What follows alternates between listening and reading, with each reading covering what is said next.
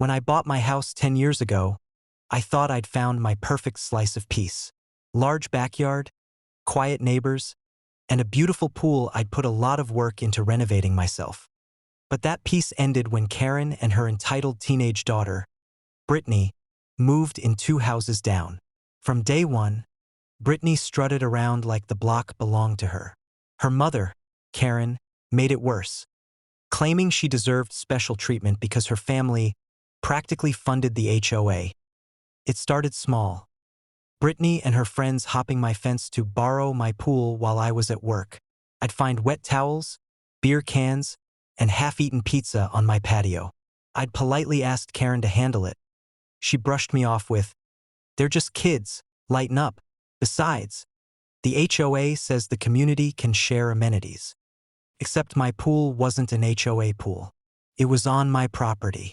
Fully fenced, locked gate, security cameras. Brittany didn't care. She'd jump the fence and throw her mini pool parties anyway.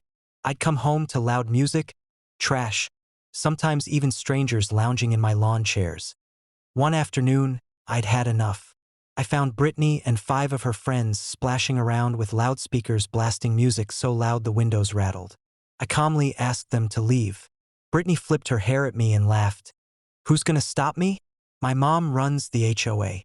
Big mistake. See, Karen and Brittany never bothered to learn what I do for a living.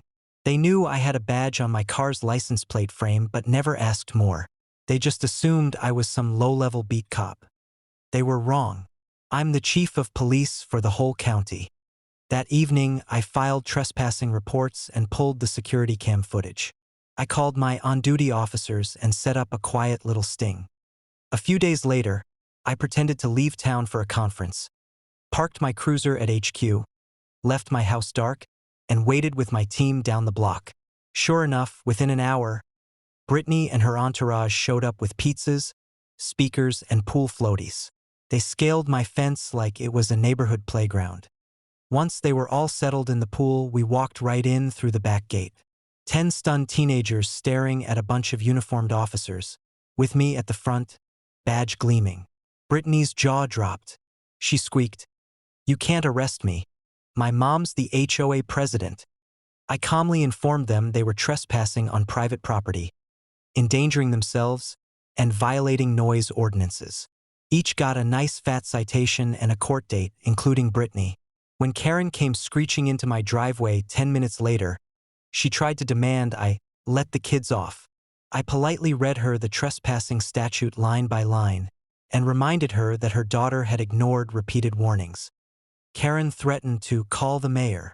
I laughed and told her to go right ahead. The mayor's my golf buddy. When word got out that the chief's property was off-limits for Brittany's parties, the entire neighborhood breathed a sigh of relief. Karen tried to rally the HOA to punish me for embarrassing her daughter. They reminded her I pay my dues, my fence is legal, and my pool is not a community pool. Brittany's party days are over. My pool, spotless and quiet again. And I've upgraded my fence to an 8-foot security gate, just in case. I still catch Brittany giving me dirty looks when she drives by, but she hasn't set foot near my yard since. Funny how fast some people learn respect when they realize who really enforces the law.